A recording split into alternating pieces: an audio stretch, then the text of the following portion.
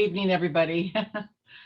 uh, First, I wanted to start off with land acknowledgement for the Tongva people, recognizing that this is their land. They are my ancestors, so I want to give a special recognition to the sacredness of this land and the responsibility to be good stewards of this land.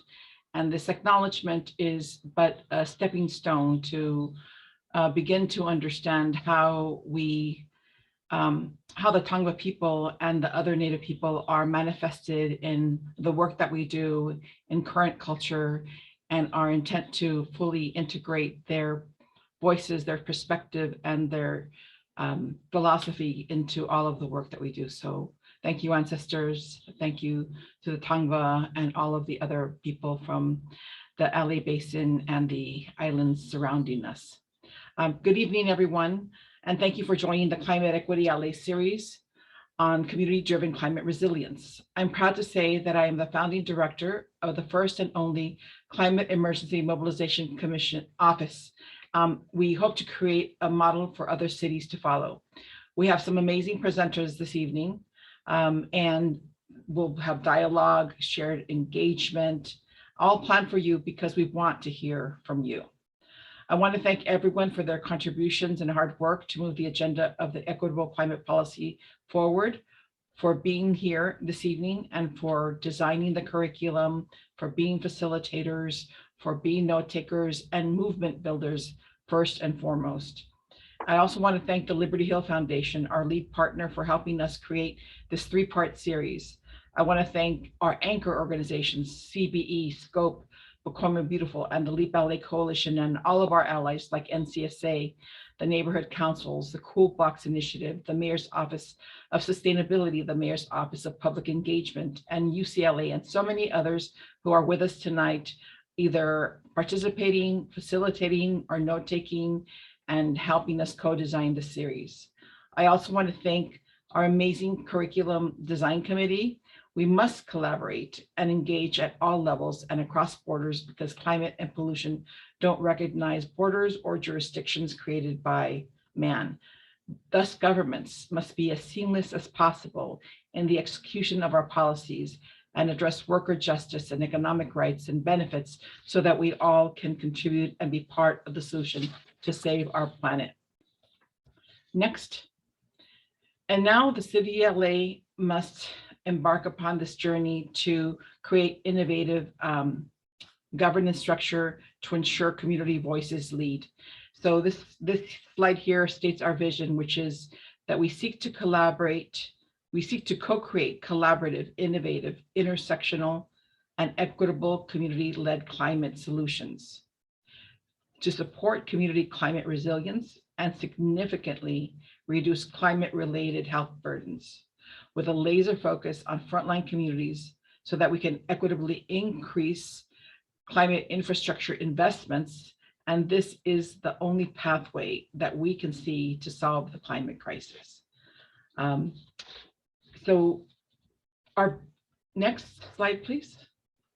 The next slide is demonstrating what the Climate Emergency Mobilization Office's governance model is. And it demonstrates in that first bubble that we prioritize what policy areas we wish to address with the frontline communities.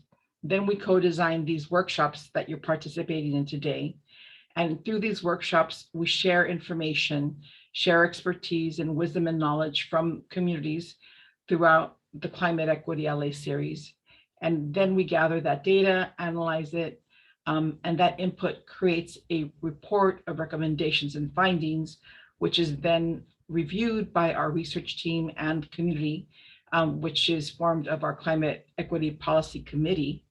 And that ultimately leads to a report that is delivered to the Climate Emergency Mobilization Commission, which I'll talk about in a minute, that is also part of the process to create a more equitable Los Angeles and equitable climate policies, because that commission is represented by some of these frontline communities. In addition, once they have deliberated on that report, they deliver those recommendations and findings to the council and to committee. And then that informs council and committee on shaping a more equitable climate policy for the city of Los Angeles. And that is the experiment that you're all participating in. This is unique to the city of Los Angeles. I don't think any other city has designed it quite this way. And I want to give credit to the frontline communities for having designed this process. They brought this process to council and presented the opportunity to develop CMO. And in reality, it is the communities that you see here today, the frontline communities that I've mentioned, that created this blueprint that we're all participating in. Next slide, please. So your input today and the surveys and the small groups, all that data will form the report, and it will be analyzed by the research team. This particular slide about Climate Equity LA summarizes what we've been talking about, that we want to create meaningful engagement and civic-led governance. We want those civic-led recommendations to form equitable climate policies with environmental equity metrics. We want to encourage and coordinate and collaborate with city leaders to bring about an equity lens to LA's Green New Deal and engage and mobilize communities to continuously innovate how we provide community-led wisdom to our governance structure. And we want to deliver an equitable climate action roadmap through our commission that will be brought to City Council. Next. So this slide here describes our commission. I just want you to know how important this is. No other city has a climate emergency mobilization commission. This one happens to have 19 voting members. 7 of them must represent and do represent the top 10% pollution burden segments of the city of LA as identified by CalEnviroscreen. And that is by ordinance. And it also is representative of frontline communities, labor, climate, and health experts and youth. The commission is advisory to the mayor and to the city council. And I, Marta Segura, am the executive director to this commission. So I wear 2 hats, one as a director of CMO and the other as an executive director to the commission. And this slide basically just shows how an ordinance was passed and approved by council. Next slide. And I wanted to speak a little bit more about the origins of the Climate Emergency Mobilization Office. The organizations that you see listed here were part of a multi-year process to push forward for the Climate Emergency Mobilization Office so that we can have an environmental justice and grassroots lens, and so that we can emphasize frontline communities and have deeper stakeholder engagement and coalition building in order to understand the importance of having an equity and environmental justice lens in the policy shaping of Los Angeles. Next. And this slide represents the primary policy areas that we wanted to cover this year and also next. LA's energy planning and equity strategy. So basically our energy justice strategy that many CBOs are currently working on right now in order to advise council and CMO to create this more just energy platform. We also embarked upon building decarbonization curriculum design and policy, and that was what we did in in March. We also will this month are covering community climate resilience, which covers extreme heat, wildfires, blackouts, earthquakes, and other threats. There's too many to name here.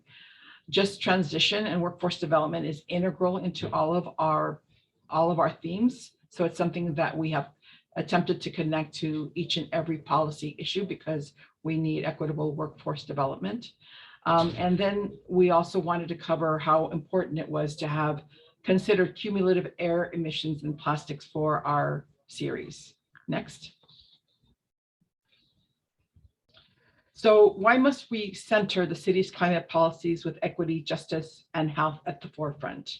We can't achieve climate goals while maintaining an extractive economy that favors piecemeal, market-driven solutions that don't address the bigger issues of affording every region and neighborhood with equal quality of air, water, and health, and thus investments and equity as a through line. We have learned the lesson of false climate solutions and consequences from poorly designed policies that only address one fraction of the issue and cause greater inefficiencies and inequities in other areas. It has happened one too many times not to learn that lesson. There are too many examples to even begin to go down that road right now. But we also see in this slide how, next slide, how cumulative pollution combined with social wealth gap, the digital divide, the lack of health resources, lack of education, lack of civic engagement, and social and economic burdens all exacerbate our climate risks, such as extreme heat, also exacerbated by poor public health caused by the excessive pollution burden in these frontline areas that are hit the most economically and are racially divided areas of Los Angeles due to historical disinvestment. For example, imagine a family living near and being exposed to the fumes and common flaring from a refinery. They seem to get used to it. The smell, the bloody noses, the difficulty breathing, and these exposures then lead not only to asthma and organ failure, but they make these communities more vulnerable to extreme heat and smoke during the summer months. And somehow we see these sacrifice zones as a normal part of our being, as a normal part of our existence, but they aren't. Sacrifice zones are anything but normal. And the voices in these communities are also least heard, but that is now changing thanks to organizations like the ones we have here today, CBE, SCOPE, Pacoima Beautiful, People Not Pozos, and so many others that have brought the cumulative pollution burdens as an issue for these so that we can recognize cumulative pollution burdens are what we most deal with when we are dealing with these frontline communities, in addition to all of the equity gaps that exist. Next slide. So we are dealing with multifaceted problems, and we often silo these problems and oversimplify them and think, well, if we just address the heat in our homes, maybe we can reduce deaths and hospitalizations. I challenge you to look at the entire puzzle of all the root causes that were created over decades of historic racist policies and disinvestment. Fortunately, environmental justice advocates and social justice advocates have been challenging us and the federal government to look at the social justice issues and disparities that affect these frontline communities. That is where the potential is for increased federal infrastructure investments from Justice 40, which can be supportive of reducing these extreme inequalities, but not if we don't create community-driven solutions. And this is why we have called this our Earth Month series. Community-driven climate resilience is telling all of us that our voices matter, that the community's voices matter, that their wisdom matters, and their solutions matter in all that we do and all that we will support for the bigger climate, to solve the bigger climate crisis and air pollution crisis that still continues disparately impacting the lowest income communities in Los Angeles, in the state, and in the nation. The bottom line is this: inclusion and support of Black, Latino, Native American leadership on climate issues in Los Angeles is imperative because these are the most pollution burdened communities of Los Angeles. There is a global recognition that we can't solve climate change without a racial, social, and intergenerational justice lens. The impacts of climate change increase housing instability, especially for low-income communities and communities of color who have faced systemic exclusion from wealth building in the housing market for generations. And the impacts of cumulative pollution burdens, disinvestments, economic inequalities worsened by the pandemic and exacerbated by growing rent burdens and deteriorating housing conditions are as relevant today, unfortunately, as they have been over the decades. Cumulative impacts also exacerbate climate risks. Also, we must create equitable just transitions and equitable workforce development so that we can transition away from fossil fuel energy, and only a social mandate from the voices in our community in Los Angeles can make that happen. So in summary, I just kind of wanted to point to the slide that's in front of you. Disaster risks are often created by maps, but these maps are often not created by community. We are attempting today to discuss how the mapping of our hazards, the mapping of our inequality, the mapping of our neighborhoods has to be community driven. And then our disaster risks and how they are measured by the state and by the city can be a much more equitable. We have found that most cities, states, and government don't look to social vulnerability. We'll have examples in the series of how LA County has uniquely included social vulnerability in their climate vulnerability assessment. Most don't look at the exposures to communities, and we will do that in the city of Los Angeles. So there are multifaceted risks, multifaceted issues that we must consider as we try to reduce climate hazards and climate risks and adapt to the changing climate in our communities. Now with that, it is my pleasure to introduce to you our first speakers. First, we have Teralyn Chen from Asian Pacific Environmental Network, and she is here to talk about how we prepare communities for disaster and how we create resilient communities before disaster. And more importantly, how we map those communities with the wisdom of communities so that we address their risks and their inequalities equitably and forcefully. And then we also have today with us Lynn Stoller, who's going to talk to you from the UCLA School of Public Health about the importance of co-benefits. So Teralyn, why don't you go ahead and feel free to introduce yourself again and state, what you'd like about the reports that you worked on. Yeah, hi everyone. My name is Teralyn. My pronouns are she, her, and I am the Resilience Policy Coordinator with the Asian Pacific Environmental Network. I wonder if I could get the slides up. Thank you so much. Okay, next slide. So for an overview today, I'm going to be giving a brief introduction to APEN, and then we're just going to jump right into community resilience. We're going to highlight 2 reports that APEN has released in the last couple of years on community resilience and talk a little bit about the Vulnerable Communities Mapping Platform as well. Next slide. So APEN, we are an environmental justice organization based in the Bay Area. We primarily organize with Southeast Asian refugees and Chinese immigrants in the Bay. And we're also currently building out a base in Wilmington and SoCal as well. At the state level, we fight for policies to improve the health of communities where people are really living near major pollution sources. Next slide. And all of the work that we do at APEN, the context for that work is really the climate gap, which refers to how climate disasters have unequal impacts and act as a threat multiplier. So this means that those who are most impacted are consistently the communities with the least resources to respond, often people of color and the poor. Next slide. And yeah, so this is just a sampling of various headlines that show the climate gap at play across the country. For example, you'll see like your eyes start itching, pollution soars in Houston after chemical industry leaks.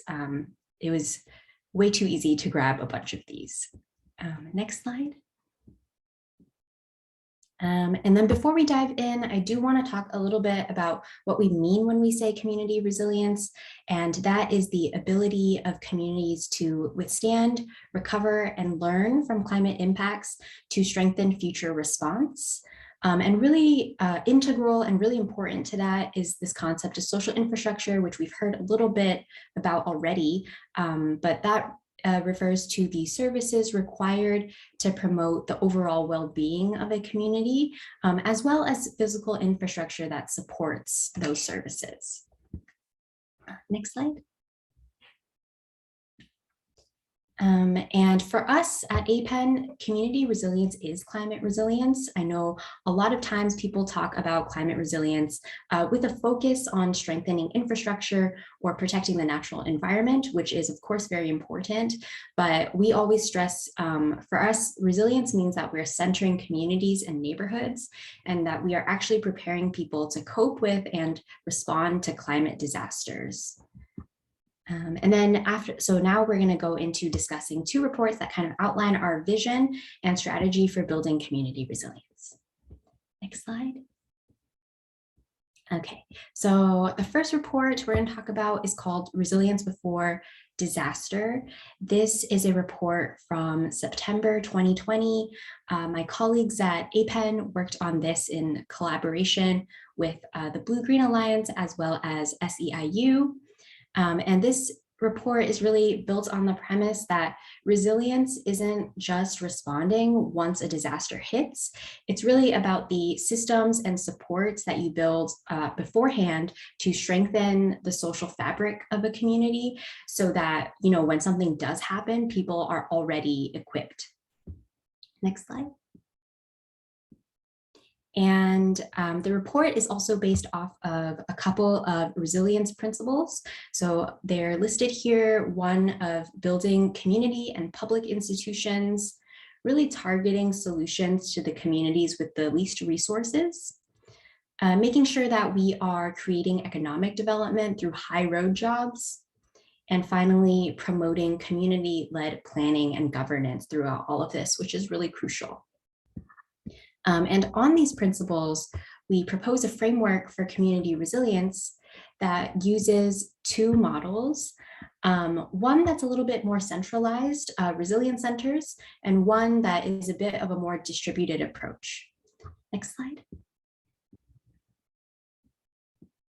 So the first one that I mentioned, community resilience centers, this refers to community buildings that offer space for people to gather, organize, and access resilience building services, not just when there is a disaster, but really on a daily basis. And when we think of resilience centers, you can think of a place like a library, a community center, a school in your neighborhood, where it's trusted and people go if they need to access cooling, if they need to get public health information, if they need to get personal protective equipment. And next slide. And the second part of this strategy is in-home resilience, and that is kind of the complement to resilience centers. This refers to a community's systems, patterns, practices that really supports community members and supports new growth in response to crisis while everyone is staying in place. So for this, when we think about in-home resilience, the front line is really going to be home care workers and public sector workers. And home care workers, I just want to highlight are, this is something we talk about in the report, are a group of workers who really have the skills and relationships that are needed to provide support for some of the most vulnerable people in our communities. So people with disabilities, our elders. And so we really need to be training and resourcing home care workers to be able to act in this capacity. And that includes improving wages and improving benefits. Next slide. Yes, so we're not able to kind of get into all of the recommendations of the report today, but I did want to just point out two kind of related to what we have talked about. That's the first one around really making sure that we are funding resilience centers across the state. And also that third one right there of also investing in the care workforce. Yes, next slide. And then the second report we wanted to highlight today is called Mapping Resilience. This one came out in 2019 and is concerned with the question of how do we actually identify the communities that are most vulnerable to climate change. Next slide. So one of the first findings in this report is that climate vulnerability really needs to be assessed by region and climate threat.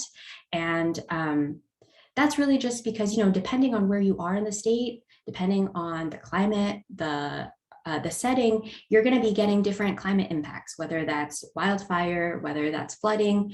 And so we really want to kind of stress the importance of that perspective and caution against making kind of overly broad statewide comparisons.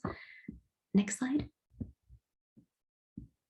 And another big thing from the report is also that we actually have a lot of existing tools. We have a lot of existing frameworks about climate vulnerability. And so while the report does name that we do have several data gaps and areas where data accuracy still does need to be strengthened, overall, it seems that we don't actually have to reinvent the wheel with a whole new set of indicators. Instead, next slide. Instead, what we actually need right now that would be really helpful is one comprehensive mapping platform that really layers the various social, health, and environmental factors that can contribute to climate threats. And that doesn't mean that there is no use. Like there's no one tool that's going to encompass everything important. I think the idea here is that we need a little bit more focus on trying to pull from all of these existing tools at different levels so that we can have an actionable framework that is really useful for community members and for policymakers who are going to be using it. Next slide. And at the same time, with any platform or tool, we must make sure that we are ground truthing and incorporating community expertise. So what this means is instead of just relying on quantitative data, we have to make sure that we're also centering community stories and knowledge of people's own neighborhoods, and also ensuring that any public processes involved with creating this mapping is really inclusive and participatory from the very, very beginning. Next one. And finally, I wanted to talk a little bit about the Vulnerable Communities Mapping Platform. Next slide. And this is something that the Governor's Office of Planning and Research and Cal EPA, APEN and the Greenlining Institute have worked really closely since the release of that report to work with these two agencies and uplift the importance of really having a community-driven vision. So through a lot of that collaboration, through leading various community convenings, we were so excited to hear that the Governor's Office of Planning and Research was actually allocated funding to actually create that mapping platform that we had called for in that report. So that is actually currently being developed. And APEN and Greenlining have also, secured funding to form a new community resilience working group with a group of environmental justice and equity organizations across the state to really get together and try to influence that work, and as well as other community resilience statewide initiatives. We just started meeting this year. It's very early stages, so definitely excited to keep in contact about this work. But that's it for me for now. Thank you so much. Thank you, Teralyn. That was really insightful, amazing, and paradigm shifting. So thank you so much for sharing both of your reports. I'm sure many people want to talk to you now, but I really appreciate APEN for doing this groundbreaking work and sharing it with us here today. So next, we're going to present Ali Frazzini, and I misspoke. It wasn't it. Ali Frazzini is from LA County, the Chief Sustainability Office, and she's going to talk to us about their approach of including social vulnerability in their climate vulnerability assessment, the CVA. So Ali, take it away. Great, thank you so much, Marta. Hi, everyone. It's an honor to be on this panel. Thank you so much for having me. My name's Ali Frazzini, and I'm a policy advisor for the county's Chief Sustainability Office. I'm here to tell you about some work my office has done to understand what risks the people of LA face due to climate change. Before I get into it, I just want to thank Andres from Liberty Hill for adding Spanish translations to my slides. He did an amazing job, as you'll see. So now I'll start by explaining that last year, the county conducted a climate vulnerability assessment using the very approach that APIN recommends that Teralyn was talking about, at a regional level, by climate threat. And my presentation will focus on our findings about the potential harms of climate change. But we also did learn about what communities are already doing to cope and be resilient. So I'll highlight a few examples of those at the end as well. Next slide. So what do we mean by climate vulnerability? We assessed it by looking at 3 general factors. First, we looked at sensitivity, meaning how susceptible would a community or a system be to climate change if it were to be exposed? For example, if I'm low income and unable to pay for home air conditioning, that could increase my risk of getting sick during an extreme heat event. So that's high sensitivity.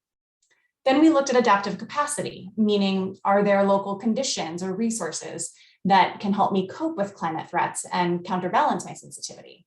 So if there's a rec center on my block that's air conditioned and open to the public, my ability to cool off there actually brings down my risk. Finally, we look at exposure. So how likely is it that my neighborhood will actually become extremely hot or be in the path of wildfire or flooding?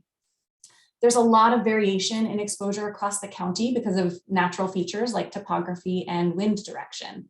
So we looked at that at a granular level. Next slide. When we talk about vulnerability, we find it important to emphasize that vulnerability doesn't imply any kind of inherent weakness.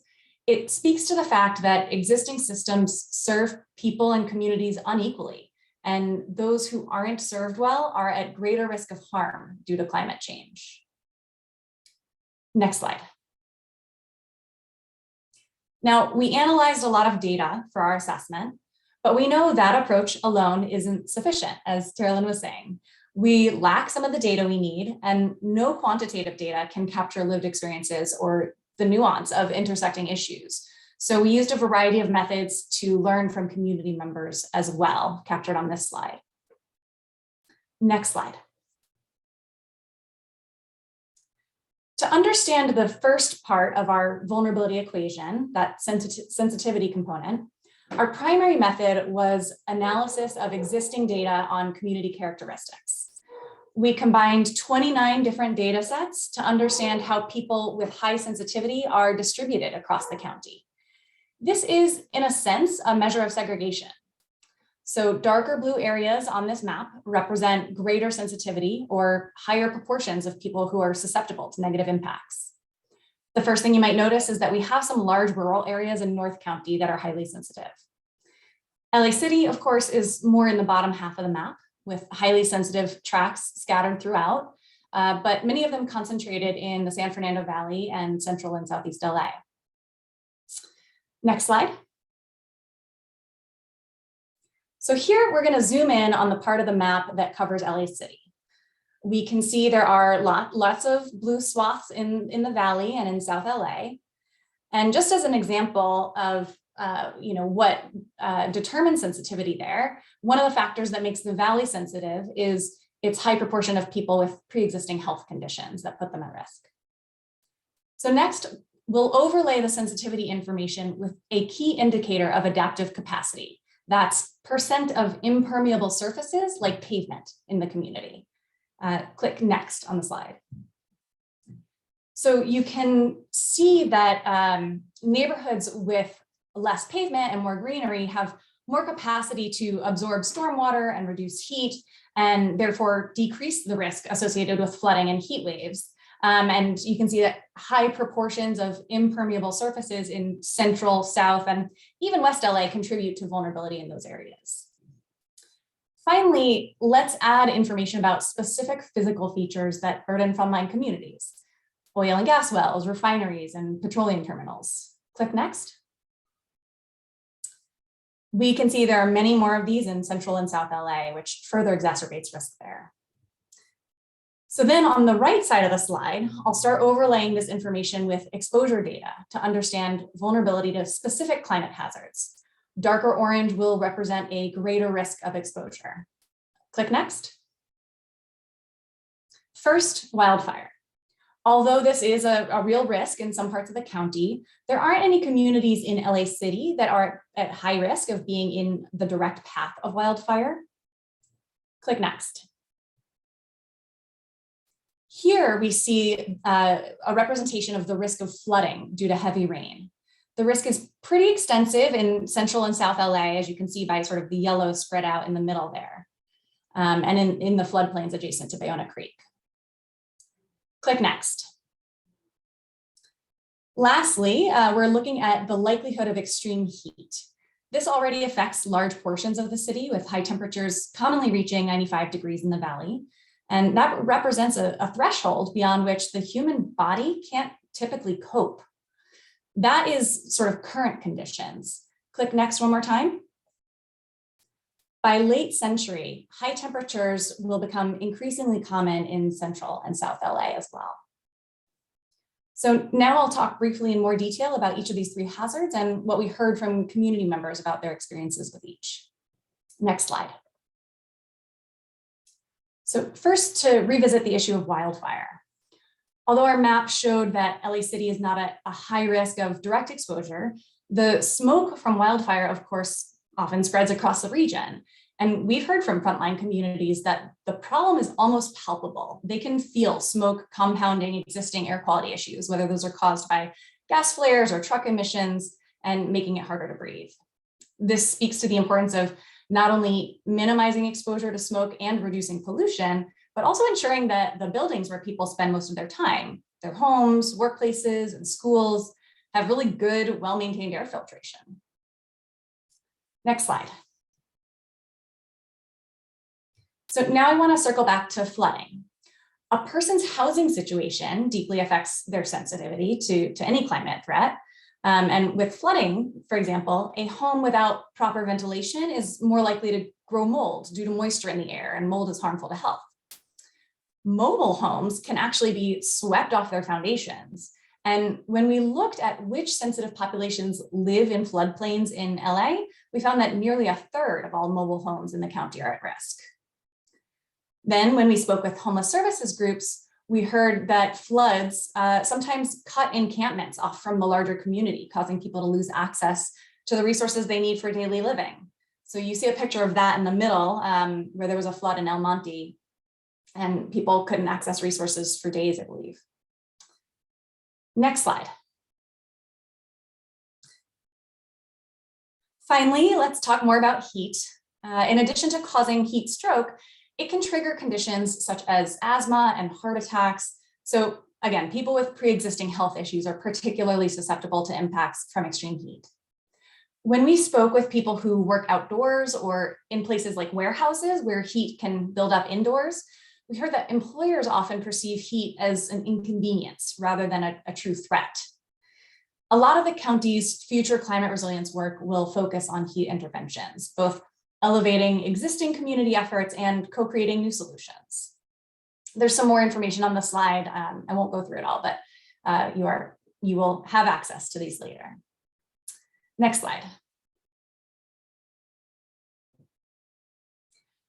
For the purposes of this presentation, I've mostly focused on our metrics of social vulnerability, but we also did assess the county's infrastructure and systems and how their physical vulnerability can have ripple effects on people's health and well-being.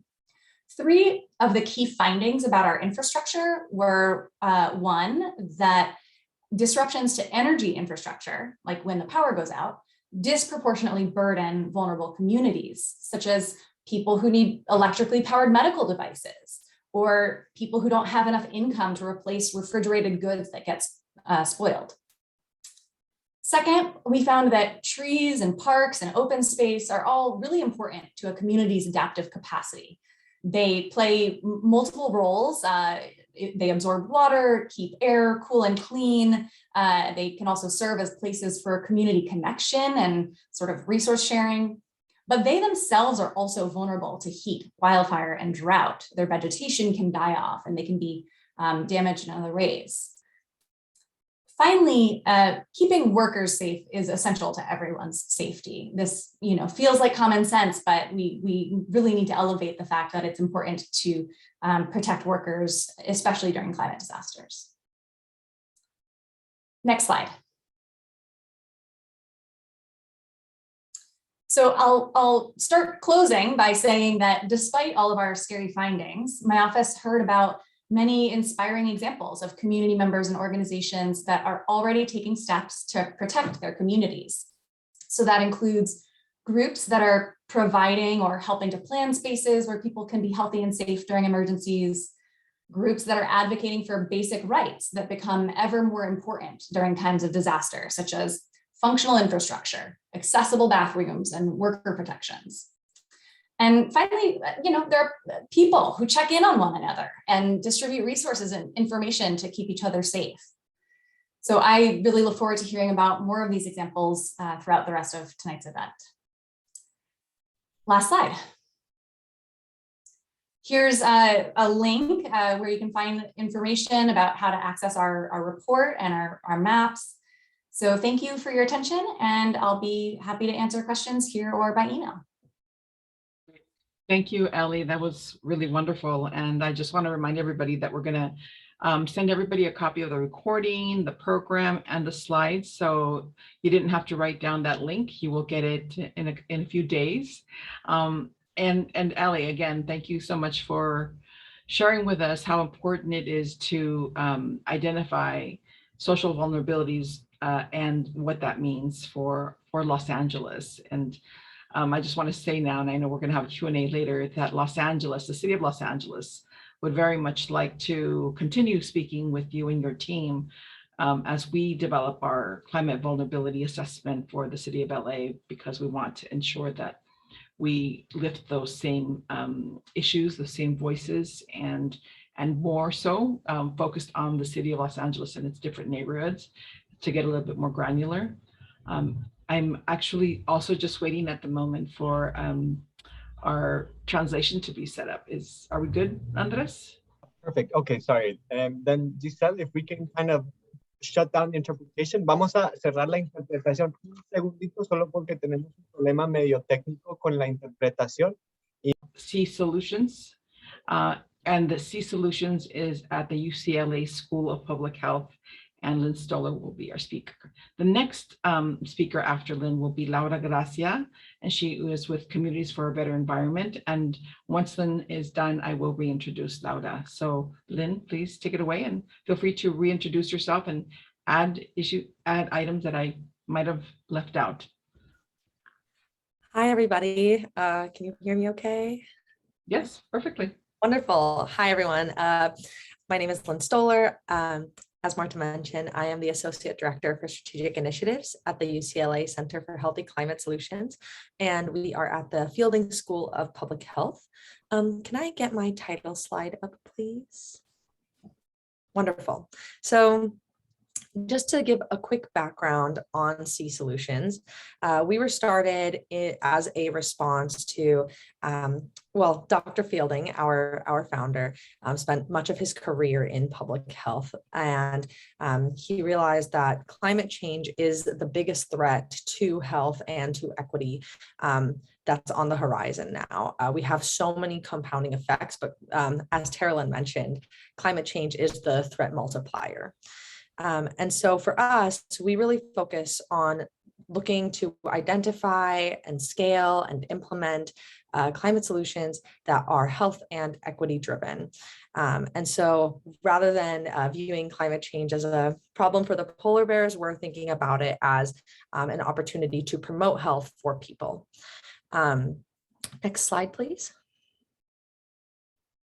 So I'm going to be taking a slightly different approach than from our first session. And I really appreciate both Teralyn and Ali setting us up with an understanding of what vulnerability means. For C Solutions, our work, we do evaluate, the different threats that make that make climate change so dangerous for health. But for a lot of our work, we also are really focused on understanding, why do solutions work? What solutions do work? Who do they work for? And how can we make sure that solutions are optimized and are maximizing their health impact, and specifically doing that for particularly vulnerable communities. And we're very lucky to get to work in LA as UCLA. So the tools that Teralyn and Ali showed are actually stuff that we're going to be using, and we're really, really glad to have. So with that focus on solutions, I want to talk about what building climate resilience means to us. I'm going to be using language that we use at C Solutions, but this is language that, changes from organization to organization because this field is so new. So I think it's important to first get an understanding of, I think, how we see building climate resilience. I think in most conversations, solutions are put into two buckets, either mitigation or adaptation. Mitigation is typically, I think this is on my next slide. Can I get my next slide, please? Great. Oh, okay. So mitigation is typically defined as solutions to the climate crisis that reduce greenhouse gas emissions or prevent greenhouse gas emissions from entering the atmosphere in the first place.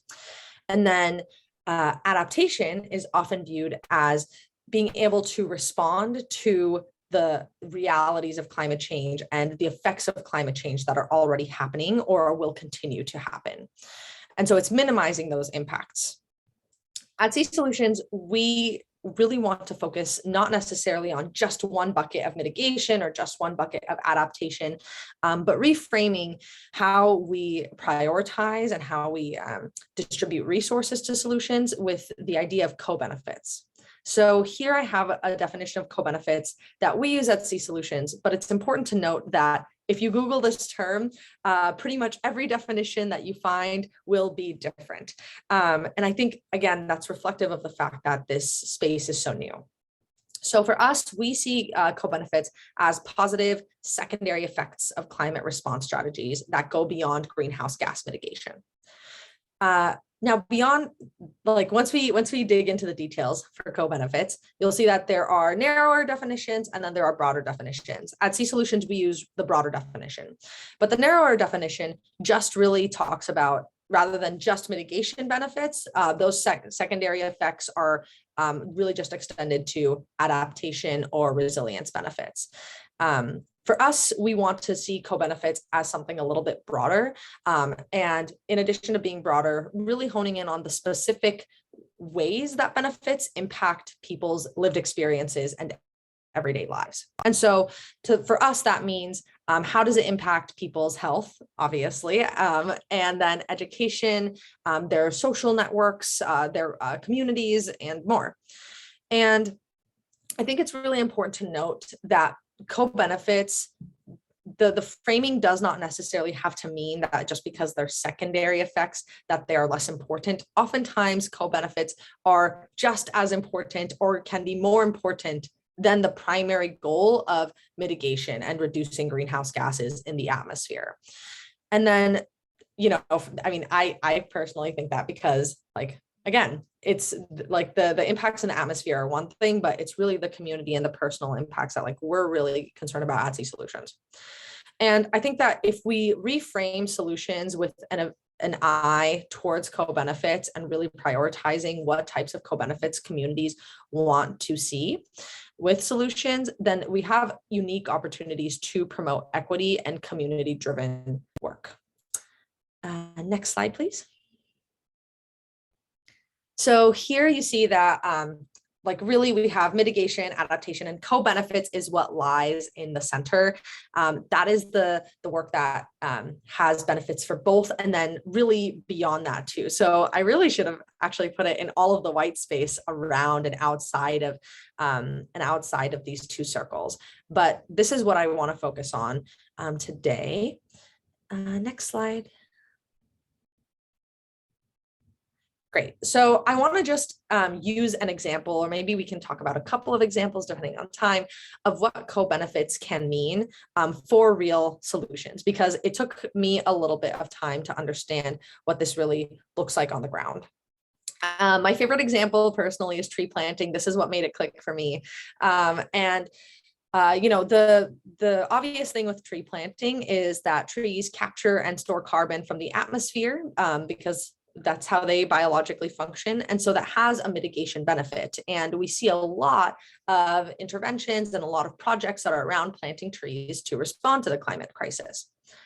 Then we have the adaptation benefit, which we are starting to, I think, recognize more and more, and which is actually starting to drive a lot of tree planting in urban communities. This is another great example of how co-benefits can often be just as, if not more important than the primary mitigation benefit. But the adaptation benefit of tree planting is that trees increase shade and reduce surface temperatures, and that reduces the impact of extreme heat days and the urban heat island effect.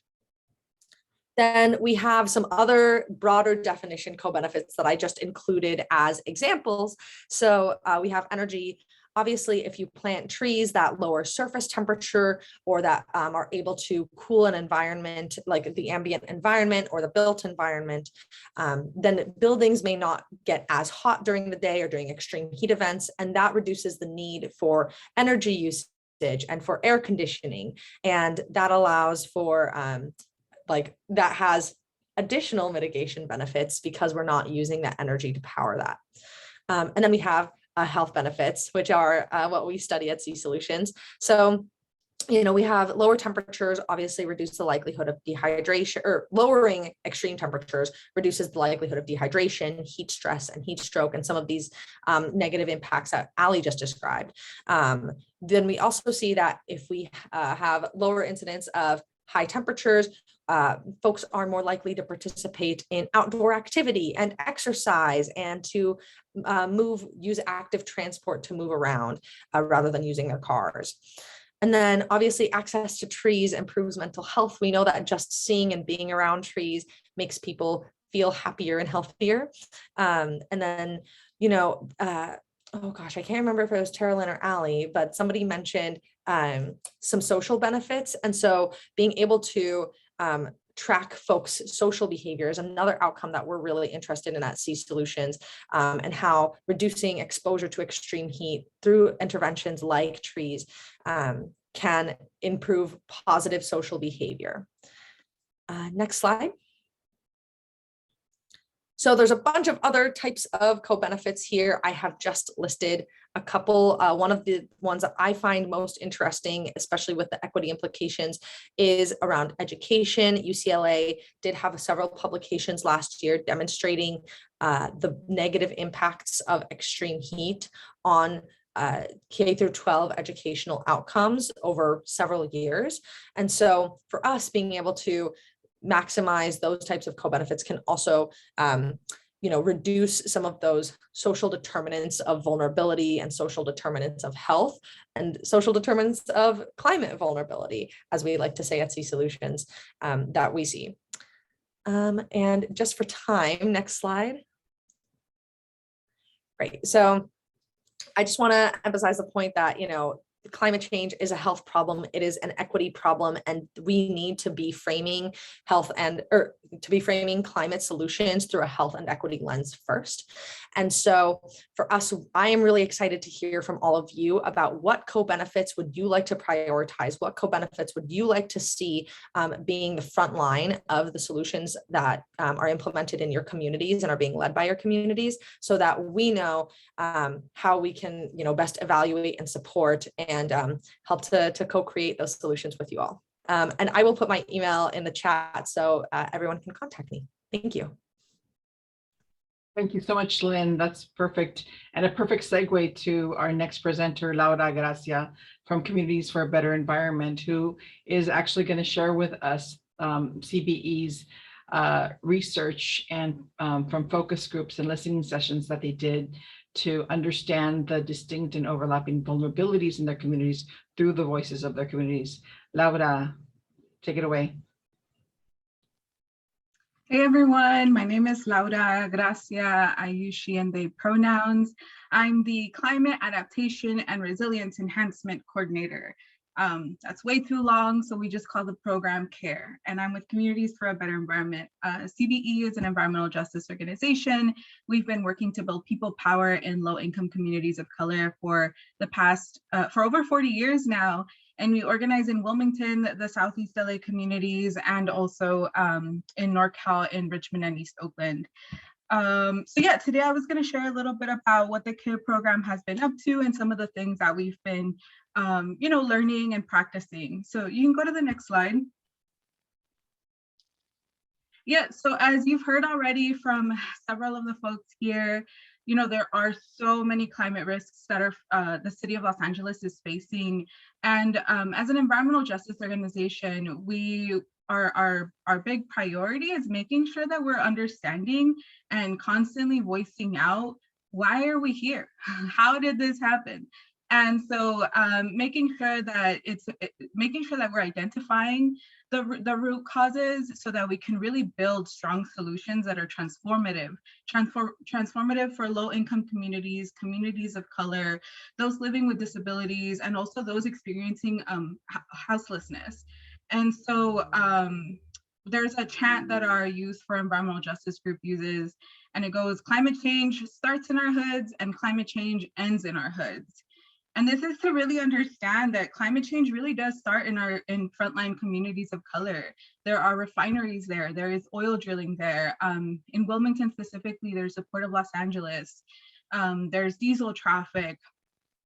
And if we're really talking about the climate crisis, it means addressing those very root things. What is causing and create what has put us in this position? And that doesn't even include colonization. There's so much research that has already proven that colonization does in fact have a role to play in climate change. And so as we think about the root causes that are building transformative solutions, it's important to continue to hold the real problems near, so that we're really identifying what is really going to get us out of this position. And what is needed for a just transition so that we can move away from the extractive economy that we've been living in towards a renewable one, towards a regenerative economy. So you can go to the next slide. Yeah, so some of the ways that we've been building out this communication is by just, naming it. During extreme heat, there are pollutants. The pollutants mix with the heat, and you feel this specific way. And so we make sure to use the experiences that folks are facing in our communications. We're recognizing that climate risks are very broad and they're being felt through so many ways in frontline communities. And also climate change isn't something that's happening in the future. It's something that folks in frontline communities are seeing every day. If you're living near oil drilling on a hot day, you're smelling the fumes from that daily activity, and it's mixing in with extreme heat events, or it's mixing in with flooding.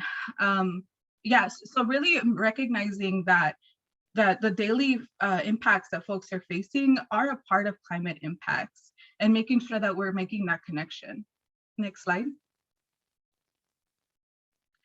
Yeah, and so air quality. So air quality is definitely a problem for all of Los Angeles. And as I already mentioned, it's a problem year round for environmental justice communities that are disproportionately impacted from poor air quality. And as mentioned, this is because of refineries, this is due to neighborhood oil drilling, to diesel traffic, lack of green space, and outdated building codes. And so much of it rooted in racist policymaking. And so communities like Wilmington and South LA, so they face huge amounts of particulate matter and ozone. And particulate matter, which is also called PM 2.5, is a pollutant, and it can enter your lungs and cause long-term lung and heart effects. Similarly, ozone is another pollutant that forms from vehicle exhaust and refineries. And when it is released, it reacts to sunlight and also with heat. And so if you're living in a community that has all of these polluters or all of these different types of industry, these pollutants are mixing with the climate, with the climate, and therefore, you know, disproportionately impacting people's health. Next slide.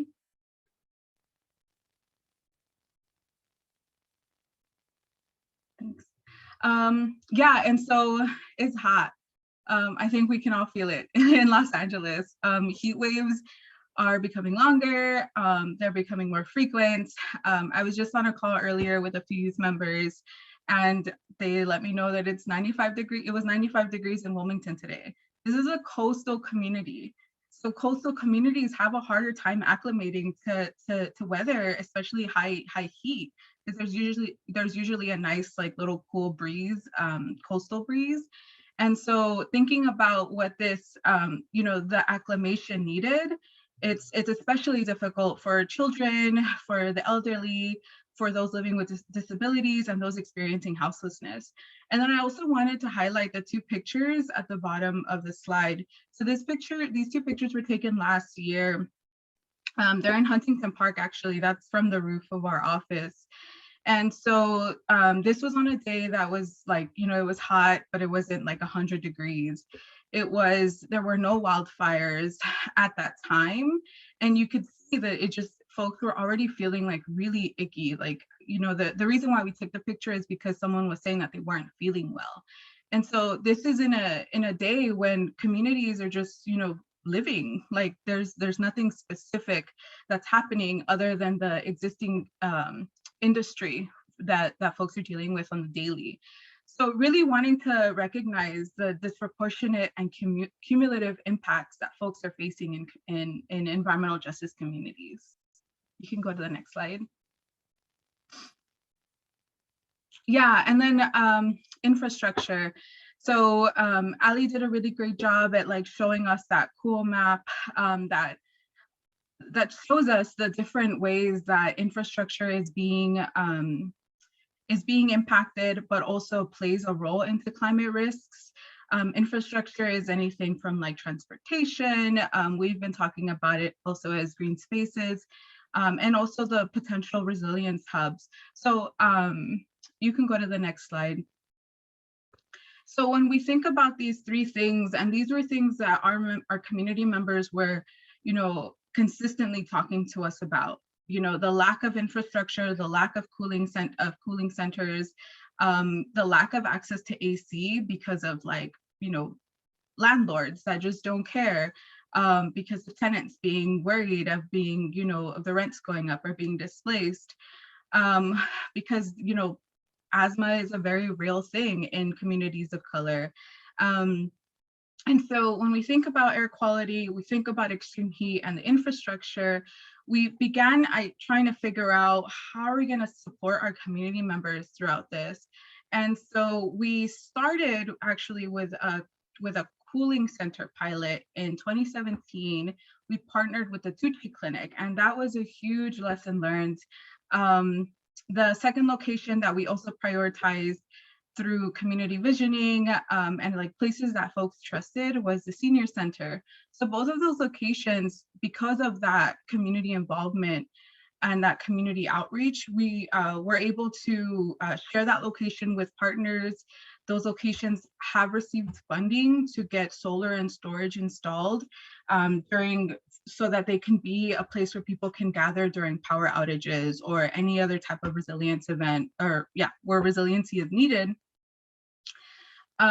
We made sure to also, in building out that infrastructure, we're also recognizing that we need to, you know, continue to support our community leaders and really build up their leadership so that they're equipped to support their neighbors during an emergency. Next slide. And we've been building this out through hyper-local, even block level resilience training. So this means, yes, like it's important to recognize climate risks. It's also important to know how to support your neighbors during that. How do you communicate with your neighbors?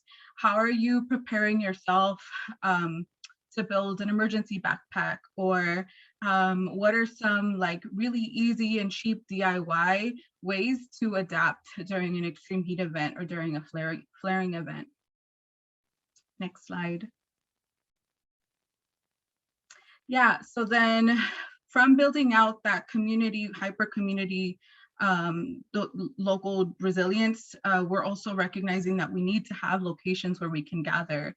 And so we started doing these surveys, and I'll only touch on a snippet because we're gonna dive in more during the third session.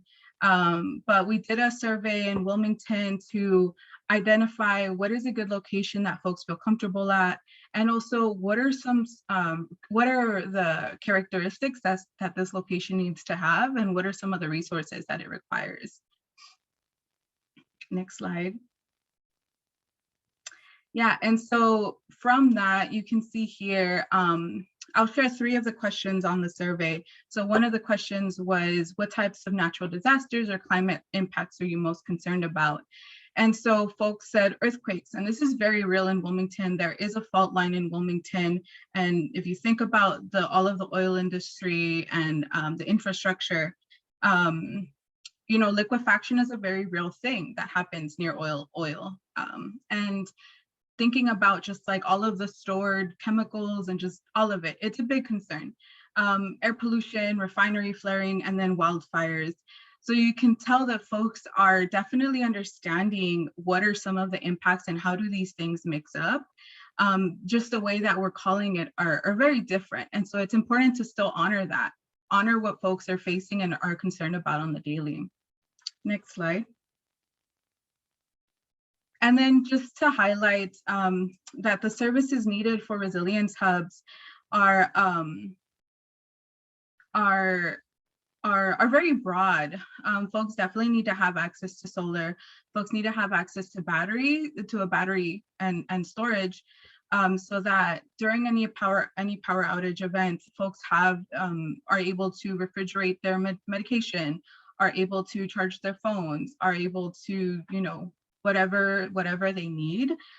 But they also need to make sure that this location is equipped to support them, you know, making sure that there's trainings to be able to de-escalate situations and just be able to like communicate with one another. Folks want to see more year-round services like counseling. They want to make sure that there's transportation to these locations. And the biggest one was water and food. I mean, during an emergency, like at least those basic things. And you can go to the next slide. Oh, it's in Spanish now. Yeah, and so apart from that, a lot of folks were just, you know, in general, sharing that there are a lot of resources and materials that are needed and would be, you know, really desired at locations. And so some of that being, you know, earthquake kits, first aid kits, you know, portable battery, flashlights. And so these are all things that are really difficult to get on a limited income. And so making sure that, one, we're distributing these to folks that need it the most, and also that these locations are equipped to have them. So making sure that the city is supporting in bringing these resources to community members. And I think that's about it. You can go to the next slide. Yeah, as I said, we're going to share the full survey during our third session. So definitely come back. We'll describe how we did the surveys, how we built the survey, and then just share more of the survey results to really identify what is a resilience hub, how do we build one out, and how are we also making sure that it's accessible? Because you can build the infrastructure, but if there isn't a strong outreach plan or transportation plan to get there, you know, it's not going to be used. One of the things that stuck with me is a few years ago, the Red Cross built out a location in Texas, and a lot of the folks were really scared to go. This was during a time when there were a lot of ICE raids going on. There were checkpoints in their communities, and they didn't trust the Red Cross. They didn't know the organizers. They didn't know where the flyers were coming from. And so making sure that these locations are being built out with communities that folks already have built relationships with and are community led, to make sure that the prioritization, that the resources, and all of what folks really need are actually at these sites. I think I'm done. Thank you so much, Laura. That was really phenomenal. And I see lots of great comments about how people want to talk to you because that's exactly what they want to do for their communities in South LA and across the city. Folks are asking about who was part of your partnership, and we'll get to that in the Q&A for sure. And like Laura said, we're going to continue to discuss it in a future part of the series. But before we go into Q&A and bring back all of our speakers, I wanted to give Andres a chance to put up our Menti poll. We kind of missed doing that in the very beginning, but it's a great segue to all of the discussion that we just had with Laura and Lynn and Ali and Terilyn. So if you don't mind, here's a question. And then the Menti link is right at the bottom right. What types of climate risks are you most concerned about? ¿Cuáles tipos de riesgos climáticos más le preocupan? And as you're answering that, we're going to set up the Q&A in a second so that we can get prepared. So please bring all of the presenters back. And Emma, if you could post the Q&A, that would be great.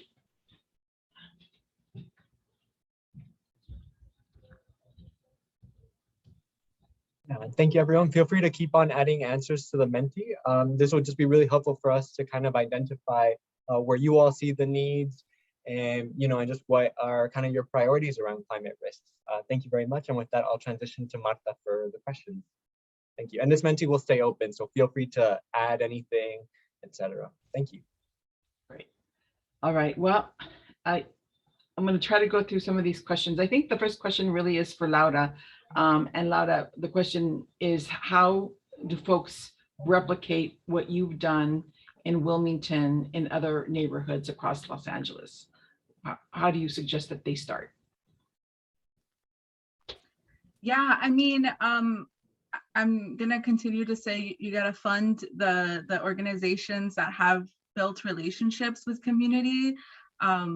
That's honestly, it was quite an experience during the pandemic to go out and do surveying. It was really nice to speak to people again, one-on-one. It was folks were so open to talking, and we did build a lot of relationships, and folks are following the work that we've been doing. So one is definitely funding community-based organizations, and secondly is definitely hearing people's daily concerns. Like I said, earthquakes isn't necessarily something that you would think about during a climate risk, but there are a lot of secondary impacts that come from those, or even, air pollution isn't necessarily a climate risk, but there are secondary impacts that are really impacting people. And so just really listening to where folks are at. Great. And just to continue on that theme for a second, Geraldine asked, how long did it take to do the focus groups and the listening sessions and pull the report together? Yeah, we have a report on our website. You can definitely go and check it out. It's called the CARE Manual. That one really explains what we mean when we say climate resilience. What does it mean? Yeah, like what does it mean? What is the just transition framework? And so that process took a few years.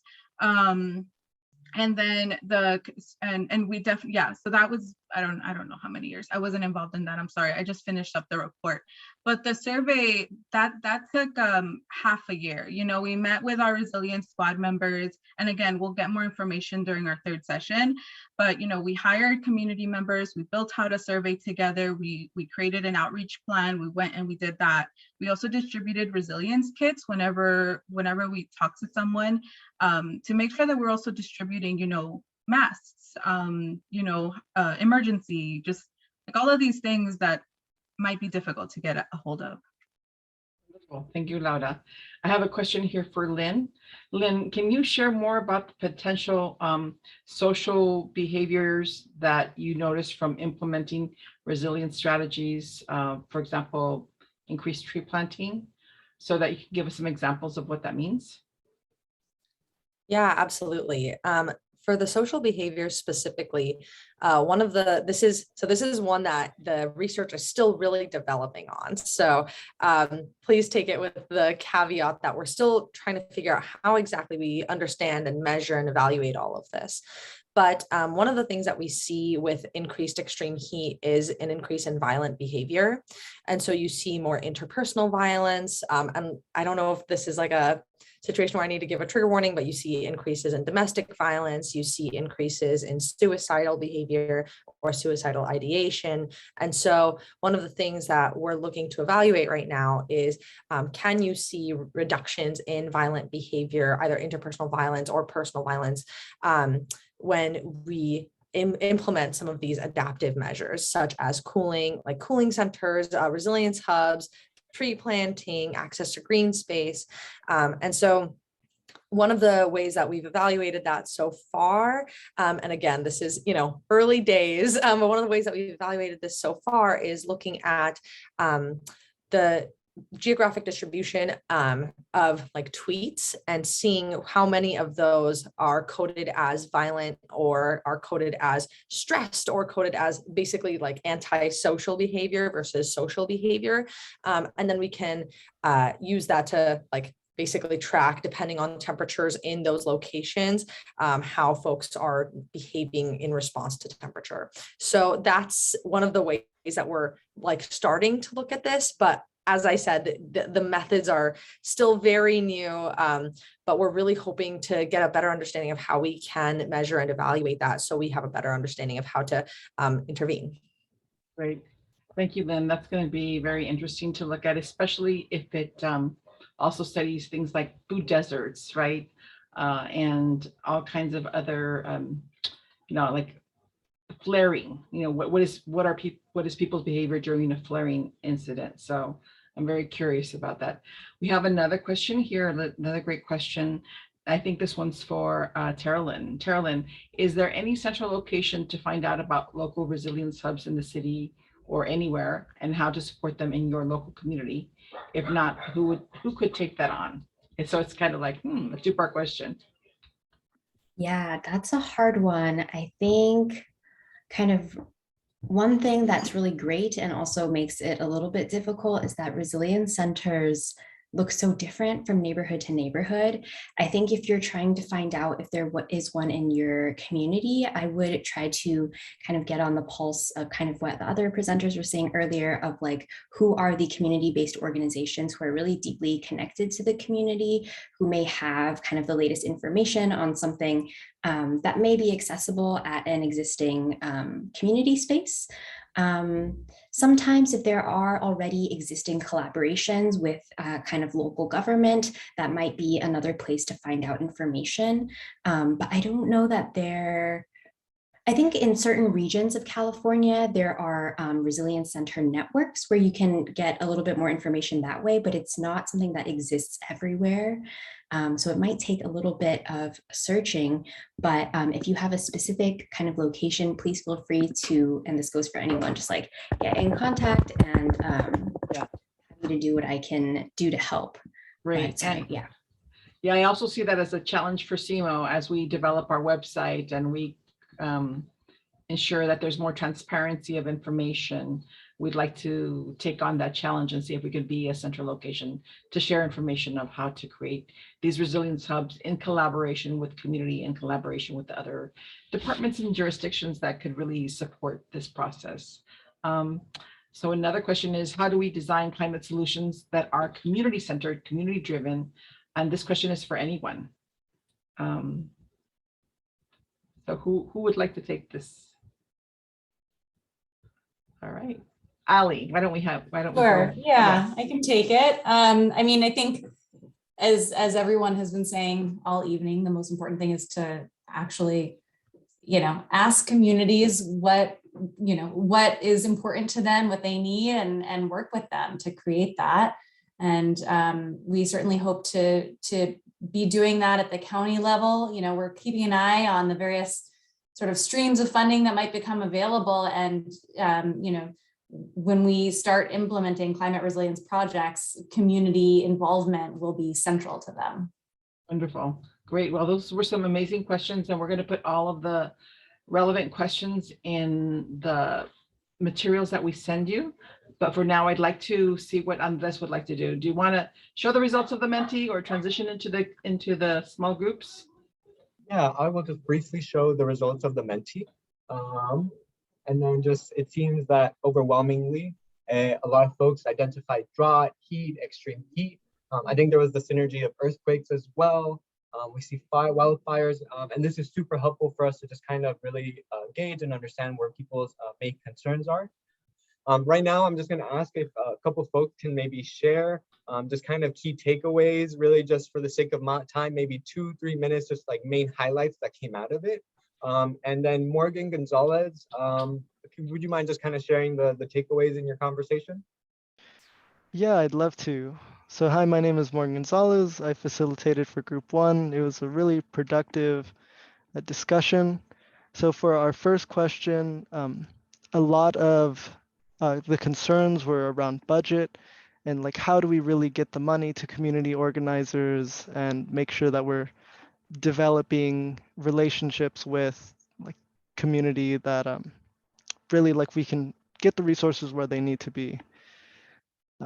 For the second question, let's see, a lot of folks were in regards to like inequity there was some comments made on like the racial inequity of it and really making sure that folks are understanding that there's resources that have been like squirreled away in places of privilege and making sure that we kind of bring that inequity back and really the phrase was bend over backwards, really like push ourselves as far as we can in closing that gap.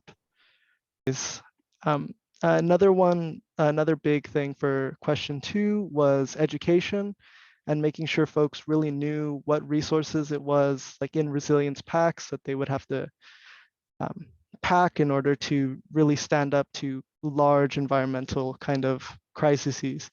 So what are the particulars of a resilience pack that would really help in emergencies? For the third question, we had comments for the types of services and resources. A big idea was green agricultural space, and the idea was presented of the way that agriculture in the entire US is a large contributor to emissions, and it was thought of like we should really move into like community agriculture, and it helps address things like food deserts in communities.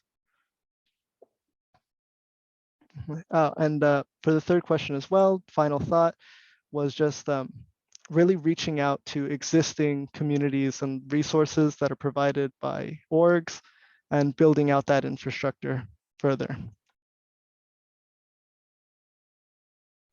Thank you, Morgan. Really appreciate that. And then Gloria Medina, would you mind kind of sharing some of the takeaways from your breakout room, please?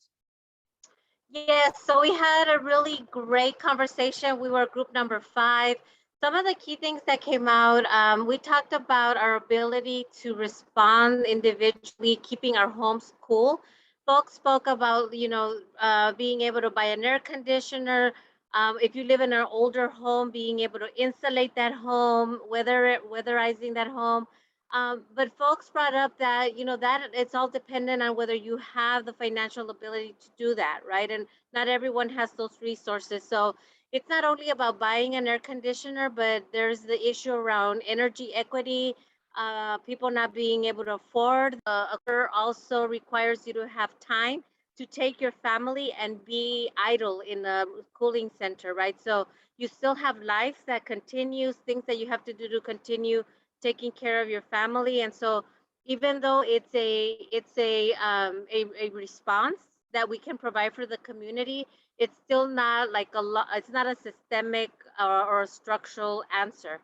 The other thing in terms of how LA residents are impacted, the group was really good in elevating different communities within Los Angeles. We talked about seniors, we talked about houseless population. We also talked about children, folks who rely on transportation, immigrant communities, and all of these communities have specific needs. on their ability to actually respond to the climate issue. And so I think what came out of that is that there needs to be a very wide response. It needs to be very integrated, intersectional across all of these different communities and the needs that they have. And then what else could we do? What resources that we need? One of the major things that came up is that it's great that we're having these series here, but there's still a digital divide. And even though we have over 100 people in these series, we need to take these series to the community, take them to schools, take them to centers where folks who maybe could not get on this platform could still learn and really have that information that they need about the possible solutions in order to be prepared and to also be resilient. Awesome. Thank you so much, Gloria. And for the sake of time, I'm just going to share one final Menti while Marta will kind of wrap us up. But this is just a final question for you all after you've been having these conversations. We really want to hear, what does climate resiliency mean to you? You know, para ti, tu comunidad, ¿qué significa la resiliencia climática? And I'm going to share a vote link in the chat. And just like your final thoughts, kind of takeaways too, if you want to share that as well. Feel free. This is just really helpful as another medium to kind of, I love that. I love that. I just want to highlight that. Caring for others. Yes, absolutely. Oh, yes. So with that, I know we're getting close to time. I'm glad that's the first thing that came up. I just want to highlight that again. Yeah. Marta, Yeah, keep posting, everybody. And as we can, Andres will interject with, I just want to thank once again, all of our anchor organizations, all of our ally organizations for their participation, for their strength, for the amazing outreach. I saw the groups from Wilmington, Boyle Heights, other South LA, Watts, etc. What an amazing show of community voices we had today. So I want to thank APEN, SCOPE, CBE, UCLA, LA County's Sustainability Office. Andres, I hope I'm not forgetting anybody. Of course, I want to thank Liberty Hill again and the amazing team that we have that helps produce all of this. But I want to remind you guys that once you log off, you're going to get a survey, and that survey is really important. If for whatever reason you don't have time to fill out the survey today, we're going to email it to you with a copy of the program, a copy of the recording, and the survey and the slides. So you're going to have all of these amazing tools at your disposal. And please feel free to reach out to my team if there is anything else. The group that I was in mentioned that city swimming pools are too expensive. And we need to talk to the city about making them more affordable or free, especially during extreme heat situations. So we're definitely going to take that conversation back to my allies at the city so that we can do something about that this summer. Thank you so much, everyone. I'm inspired. I'm grateful. I really appreciate everybody. And what we're doing here is going to go back to the council, and they're going to hear your voices at the LA City Council. They're going to hear your voices at the LA Climate Emergency Mobilization Commission. And we are grateful for your support. Andres, anything else you want to say about the Menti? No, I'm just saying, I think we're seeing a lot of recurring themes of like making sure that we're caring for each other, that communities of color are being, included and centered in these processes. The need for kind of knowing your neighbors, recognizing our ancestors and where this land, who are the stewards of this land, the defenders of this land. I also did want to do one more shout out. Andres Marquez, gracias. I know we had some technical issues with the interpretation. Que ese man, he's just been doing interpretation this whole full out 2 hours. I'm thankful so much to you, mi tocayo. Gracias. Yeah. And I know PSRLA also helped with the outreach. All of our anchor and ally organizations, if I didn't name you, we very much appreciate your support. Pacoima Beautiful, for example, they are also an anchor organization for this process. So thank you all so very much. So I love the fact that people are still participating. We're going to stay here for you. As long as you want to put comments up there, we will do that. What else? We're going to create a final report with your recommendations and findings that will go to the Climate Emergency Mobilization Commission. And this data that you're providing with to us today will be given to them as well. So again, thank you all for your participation, for taking part in this innovative governance experiment and ensuring that your voices are heard. And on the screen are our emails, but we'll send those to you via email as well. So you don't have to take notes. We're gonna send all these materials to you. Muchísimas gracias a todos.